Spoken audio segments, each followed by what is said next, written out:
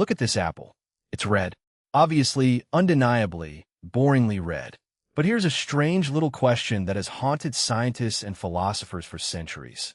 Is the apple actually red, or is the redness something that only exists inside your head? Your instinct screams that the color is in the apple, painted on like a coat of paint. But if you turn off every light in the room, the apple isn't red anymore. It isn't any color at all. In total darkness, the apple sitting on your table has no color whatsoever. So the color needs light. But that already tells us something huge. If turning off a lamp can erase the redness, then the redness was never really glued to the apple in the first place. To understand what color actually is, we have to follow the light. And light, it turns out, is far weirder than it looks. White light looks empty and plain, but it's secretly a crowd. Send a beam of sunlight through a glass prism, and it splits apart into a rainbow. Red, orange, yellow, green, blue, all hiding inside that boring white beam the whole time. The white was never simple. It was everything at once. Each of those colors is actually a wavelength, a tiny ripple in an electromagnetic wave. Red light waves are long and lazy and stretched out. Blue light waves are short and tight and quick. That's the whole difference between red and blue out in the world, the length of a wiggle. So out there, in the physical universe, there's no such thing as red. There are only waves of different lengths bouncing around. A wavelength is not a color. It's just a number, a measurement, like saying something is 50 centimeters long. The word red is a label your mind hangs onto a certain size of wave. Now back to the apple. When sunlight, that crowd of all wavelengths, lands on the apple's skin, something selective happens. The apple's surface swallows up almost every wavelength. It absorbs the blues, the greens, the yellows, and turns them into a tiny bit of heat. But the long, lazy red waves? Those it spits right back out. So the apple isn't red. The apple is actually every color except red, because it kept all of those and threw the red away. The color you see is the color the apple rejected. That reflected red light now flies across the room, straight toward the two wet little cameras in your face. The red light slips through your pupil and lands on the back wall of your eyeball, a curved screen called the retina. The retina is packed with millions of tiny light-catching cells. Some are called rods, which handle dim light and see only in gray. But the color heroes of this story are the other ones, the cones. Here is the twist that surprises almost everyone. To see the entire universe of color, you don't have millions of different color detectors. You have exactly three. Three types of cones, and that's it. One type is tuned to long reddish waves, one to medium greenish waves, and one to short bluish waves. When that reflected red light hits your retina, it strongly tickles the red cone, barely nudges the green cone, and almost completely ignores the blue cone. Each cone sends its own little electric shout up the nerve toward your brain. A big shout from red, a whisper from green, silence from blue. 3 numbers. That's all your eye reports. Those 3 signals rush up your optic nerve into the back of your brain.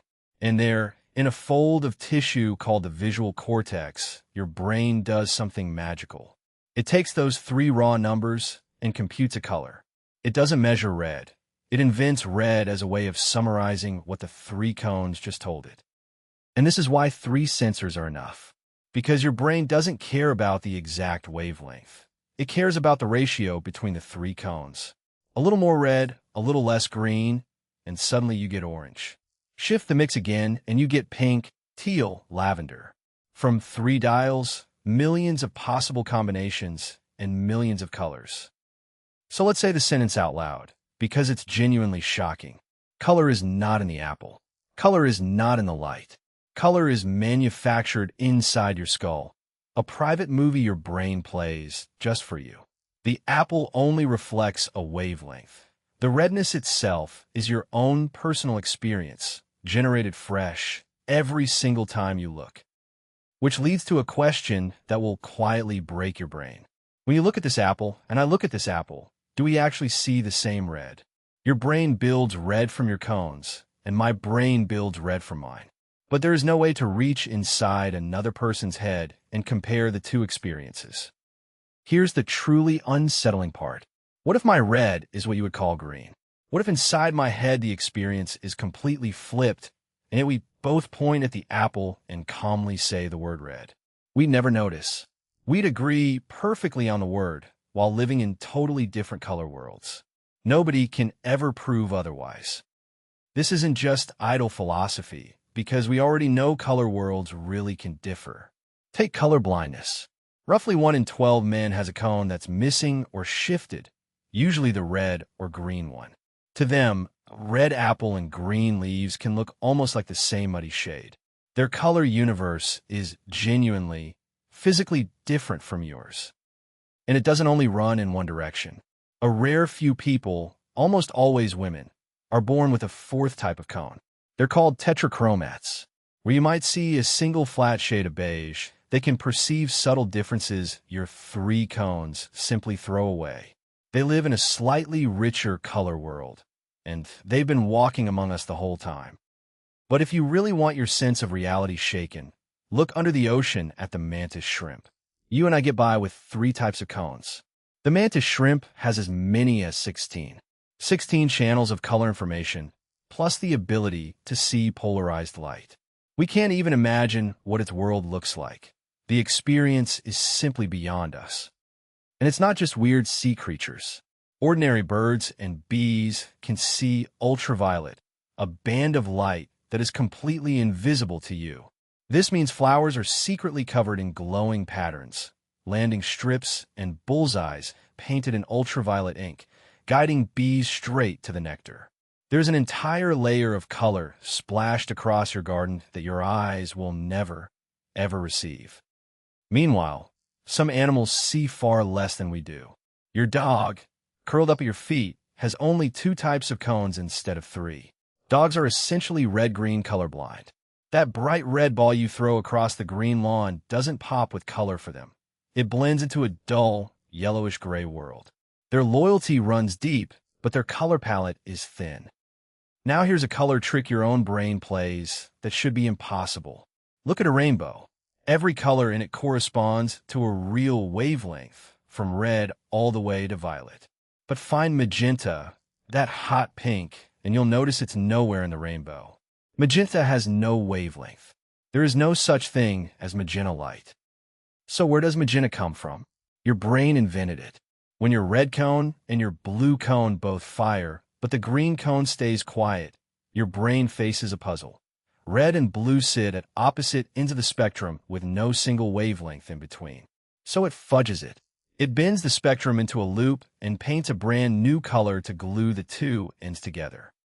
It gets stranger, because even the words you know shape the colors you can see. Ancient texts across many cultures describe the sea and sky without ever using the word blue. Some languages simply had no word for it.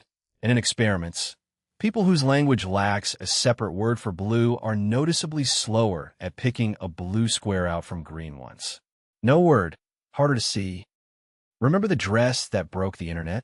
Half the world swore it was blue and black. The other half saw white and gold, staring at the exact same photo. Nobody was lying, and nobody was broken. Your brain was silently guessing what kind of light was falling on the fabric, and quietly subtracting that lighting. Different guess about the light, completely different color. So step back and look at everything we've found. The apple isn't red. Light is just wavelengths, silent numbers with no color of their own. Your eye has only 3 tiny sensors, and your brain takes their whispers and paints an entire vivid, glowing world. Color isn't something you passively receive. Color is something you actively build. Here's the final thought to sit with tonight. The universe itself is colorless. Out there in the cold dark, there are only waves of different lengths washing silently through space, with no red, no blue, no color at all. Every sunset you've ever loved, every painting, every pair of bright eyes, all of that color was painted inside you. Turn off the mind, and the color turns off too.